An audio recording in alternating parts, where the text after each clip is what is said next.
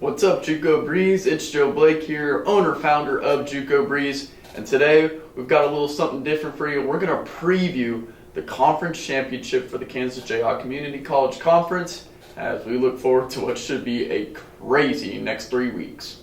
So first of all, I'm shooting this Tuesday night, and so we all know what happened earlier today with Butler.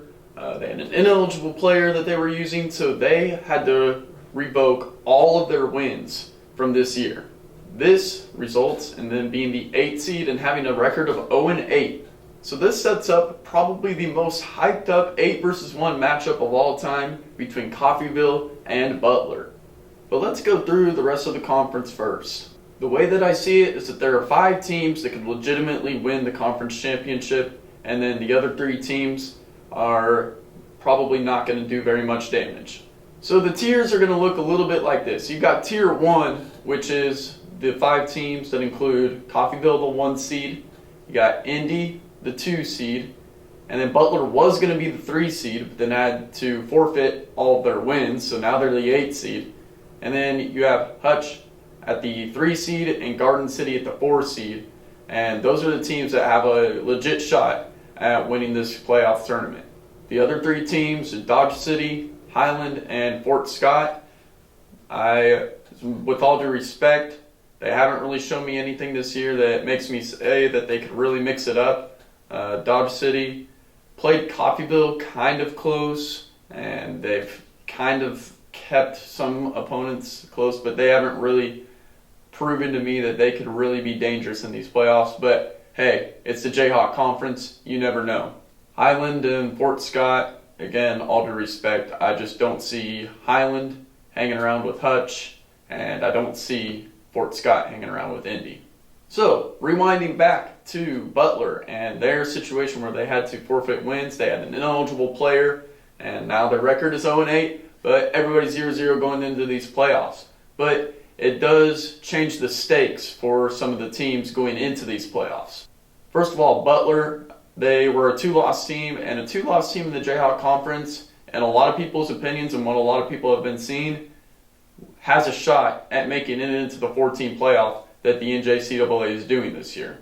Now, even if they win the conference tournament, there's no way that they can be put in there because they have 8 losses now instead of 2. And even though they know and everybody knows what their real record is, at the end of the day, they are going to be ineligible. And it's just an unfortunate situation. It also was just announced that head coach Tim Schaffner is going to be suspended for the next 3 games regardless of what happens in these playoffs. So if they lose first round to Coffeyville, he's going to be suspended for the first 2 games of the next year.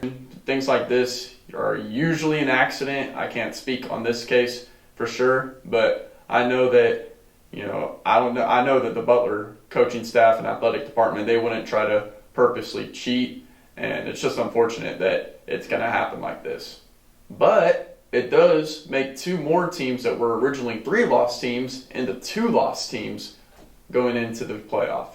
Garden City, who was going to be the 5 seed, lost to Butler in the last game of the regular season, 24-23, and now they're just a 2-loss team with the win over Butler now as it's being tallied.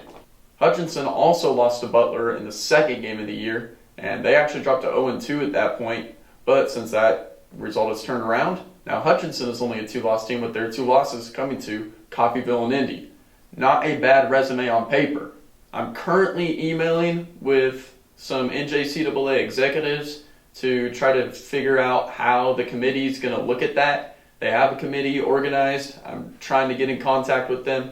I've gotten a few emails back. Nothing really is leading to where I want to go, but I'm trying to figure out and see if the committee's going to look at them like legitimate 2-loss Jayhawk Conference teams and look at them as if they beat Butler. Because Hutchinson, if their only 2 losses are to Indy and Coffeyville, that's a pretty solid resume.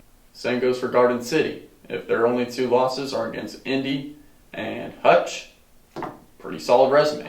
And they had a blowout win against Coffeyville. Indy is pretty much unimpacted by all this. They're going to play Fort Scott now instead of Highland. I guess Highland's a lot different of an opponent than Fort Scott, but At the end of the day, the Independence was heavily favored no matter what was going to happen. Then there are the two teams that had the chance to make the playoffs that are negatively impacted by this. And they're going to meet in the first matchup. Now, if you're Coffeyville, you were looking forward to the next week because you were either A, going to be able to establish some more rhythm that you may have wanted to establish, get some new guys in, and, play Fort Scott. But now you have to play Butler, who would have been the 3 seed and hasn't lost since they played against you and is looking pretty solid after a good win against Garden City. But it's just going to be interesting to see how that game goes. It's not your typical 1 versus 8 matchup, and Coffeyville is really unfortunate that they got this. I know that you got to beat the best to be the best, but there's a pretty big difference in the mentality change because you went from, okay, we've got Fort Scott this week, we can really focus on ourselves, focus on the corrections that we need to make, rest our bodies for the players that were kind of banged up. Now it's, oh shoot, we got Butler, and Butler's for real. So Coffeyville kind of screwed over on this. And obviously Butler, they had their whole season basically screwed over. So it is what it is for them. It's unfortunate, but they got to move on. I was talking to Darius Lassiter, the star wide receiver for the Butler Grizzlies, and he said that this doesn't change what they're trying to accomplish. So obviously the mentality for Butler, they're still striving to finish on a high note. Despite their chances at the playoff being ruined, they look pretty motivated to basically avenge the wins that they had vacated. On the other side of this matchup, running back Star Thomas. I was sending him the message to do this video and get a quote from him, and I actually sent the message asking him about how they were going to handle the Fort Scott game, whether they were going to rest guys or play guys and keep them in the rhythm, and ended up having to change my questions for him. He says that the change is just another game to us and we know exactly what we want to do. I asked him about the changeover from the loss to Garden City that we saw on the channel to the win against Indy for the conference championship that we also saw on this channel. And I just kind of asked him what the difference was between those two games. He said, felt like us as a team weren't ready to play. We got hit in the mouth and didn't know how to respond. But we needed that and turned it into fuel to feed the fire for Indy. And he said this about the win versus Indy and carrying that momentum into the playoffs. We use it as a momentum boost. We know what the game meant for us, and we know what it meant to our coaches. So we prepared well to go out and play well. But now we focus on the big prize, and that's winning the championship. So Coffeyville versus Butler game, it's going to be entertaining. That's the game that we're going to be at, actually, because obviously, we were going to be at Garden City versus Hutchinson. That was the 4 versus 5 matchup. But now all the matchups have just been. So here we are. We're going to be at the 1 versus 8 game. How about that? The 4 versus 5 matchup is going to be the battle of the Western Kansas teams. You got Garden City playing host to Dodge City. On October 9th, Garden City destroyed Dodge City 49-0.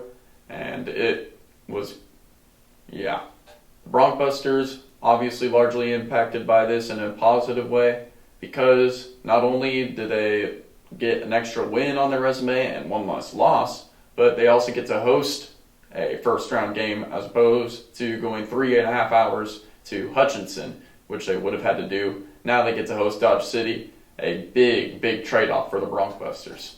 Keelan Kennedy said that we're just focused on going 1-0 each week. It's a tough situation for the Butler kids because they worked hard all season for that mishap, but we just want to go 1-0 each week. Said that they also came out very flat against Butler. They came out hyped and ready to play. We have to come out and play every game with a national championship mentality. And then he also said, knowing that we are at home this weekend instead of going on the road is a blessing. We have to make the most out of this opportunity. Dodge City really just hasn't played any of the top 5 teams very closely. They're a solid 6 team, and they're, I think, above Highland and Fort Scott pretty largely. But at the end of the day, they just aren't one of the top 5 teams. I wouldn't classify them as one of the bottom 2 teams either, though. I think that Garden City is going to cruise in this one, and they're going to meet the winner of the Butler versus Coffeyville game. In the 3 versus 6 matchup, Hutchinson is going to play host to Highland. This should be easy win for Hutchinson. Another rejuvenated team from this Butler scandal, and they'll be looking to keep their national championship hopes alive. They have a decent shot at making a run for these playoffs, as they've played Indy before the Coffeyville loss. They were Indy's closest game, and Indy needed a miracle to beat them. Look for Hutchinson to be that sleeper team who all of a sudden has new life as of today. Blue Dragons are being led right now by Anwar Lewis, who has had 4 straight 100-yard rushing performances. He's on a tear right now. We saw him last year help lead the Dragons to a national championship. Him and Ty Edwards at the running back position. Probably the best 1-2 punch we've seen in JUCO. The first game between these two teams was pretty ugly. Hutchinson won 20-7. They scored the first 20 points and then gave up 7 late. But we'll see if Highland can produce the same kind of ugly game, because they're going to need to do that, in my opinion, if they're going to want to pull off this upset. The 7 versus 2 matchup is that between Indy and Fort Scott. And I think everybody knows how I feel about Fort Scott and what's going on with them. And Indy has had only 1 loss on the year, and it was to Coffeyville. So they should cruise in this one. And we actually checked in with Jared Martino, running back for them, and see what his thoughts were going into these playoffs. So as you guys have seen with Indy, they kind of always had a certain swagger throughout this whole year. So I asked them how the loss to Coffeyville impacted their swagger. Martino said that the loss was obviously humbling, especially losing at home, but the swag won't go anywhere because it comes from how hard we work. If anything, I think it's going to turn us up even more, because we never want to have that feeling again. We know our identity as a team and what we've done leading up to that game, so our confidence doesn't go anywhere. I asked him about what the difference was in the Coffeyville game compared to the other games that they've won. He says, I think all around we could have played better, but our defense showed out and our offense couldn't help them out. I don't think there's holes we need to fix. We just didn't execute on offense as we should have. That will not happen again, though. He said, I think it's been shown anyone can beat anyone, really. It's a new season now, and everyone is 0-0. And we're trying to win it all, so it increases the focus for sure. Even though we lost, I still think we're the ones with the target on our backs because of how we played, and like you said, the swag we have. We're on a mission now. So that swag that you see from Indy in all these videos, according to Jared Martino, isn't going anywhere. So on the bottom half of the bracket, it looks a little more clear as to what's going to happen, as you're going to have Hutch match up with Indy, and if things go according to plan, and if no major upsets happen. And that was the game of the year so far in the JUCO Breeze and Kansas Jayhawk Conference football, as Indy had Deontay Wilson score a crazy touchdown with under 10 seconds to go to win that one. That just came down to Deontay Wilson just being a playmaker, and his speed really showed on that play. Won him the game, and we're probably going to get that rematch. And I know that Hutchinson is going to be hungry, and I know that Indy's going to be hungry because they want to show that they can win that game easily. The other factor is that game's going to be in Independence as opposed to Hutchinson as it was the first time. And I know that the Indy guys, as Jared Martino said, they don't want to lose on their home field.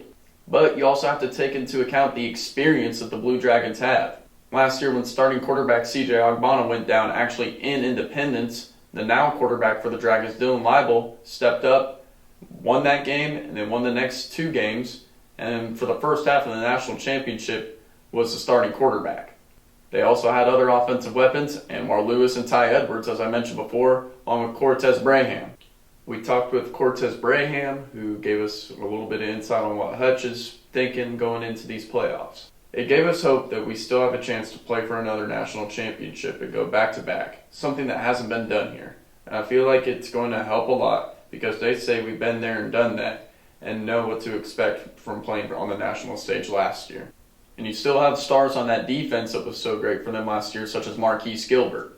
At the end of the day, almost all the skilled positions are back for Hutch, and this Indy defense has proven tough all year, but also gave up 28 points to the Hutch offense in the first matchup. If Hutch is going to win this game, they're going to have to go in and use that experience that they have. Their head coach, Drew Dallas, always talks about being 1-0, and they're going to have to go 1-0 against Indy. Really buckle down, focus first on the Highland game, And then when it's time for Indy, they're going to need to use that experience that they had going to the national championship last year. I think their offense moving the ball is going to be the most important thing.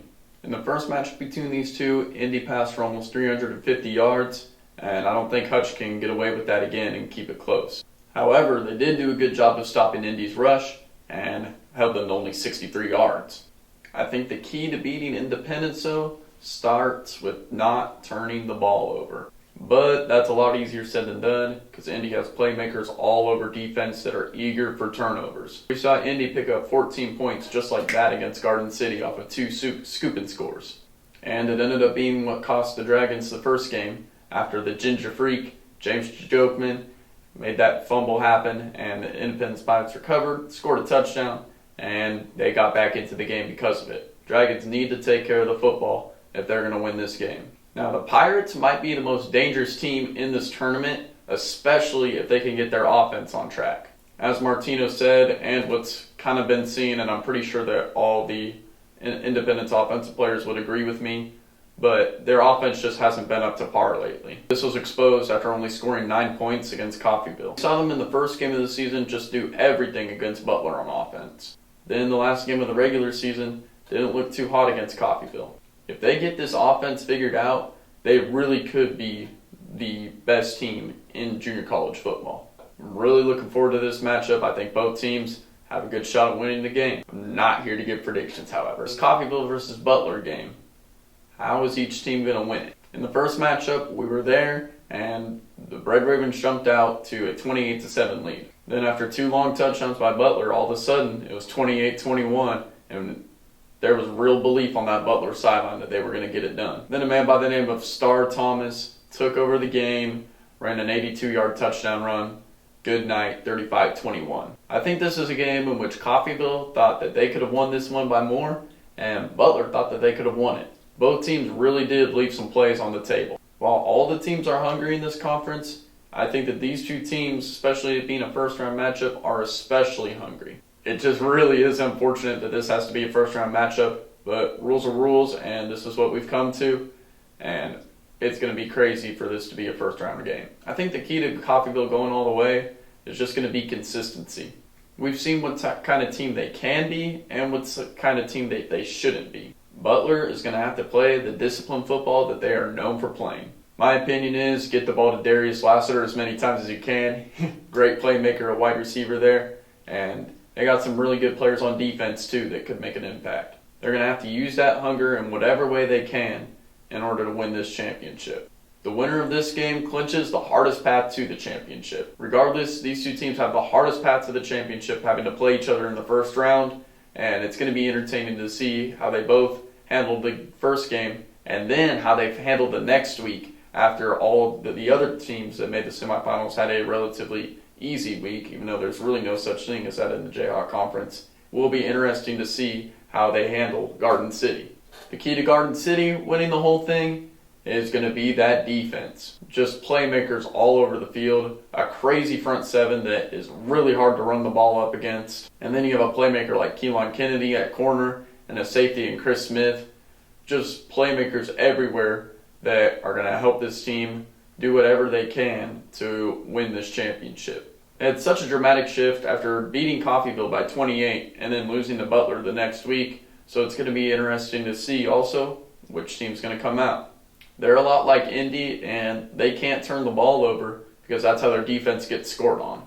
And I think their offense is making the right strides and going in the right direction that they're going to be good enough to support this defense. However, for Garden City, they're going to have to play in a way that benefits their defense, and I assure you that they're going to be able to do that. We'll just see to what extent. All right, that wraps up our playoff preview show, and we're going to be at the first game. We're going to be at Coffeyville, and they're going to be taking on Butler in the 8 versus 1 game. That's what we'll make our next video on, and then we're just going to see what happens. I really don't know what I'm going to do when it comes to the semifinals. I'm going to have to choose, especially if they're played at the same time. Hopefully they're not played at the same time. I can get to 2 games in one weekend. But, man, that semifinal weekend is going to be crazy with either Coffeyville or Butler going against Garden City. And then you're going to have Hutch and Independence most likely. That's almost an impossible decision as to which game I should go to.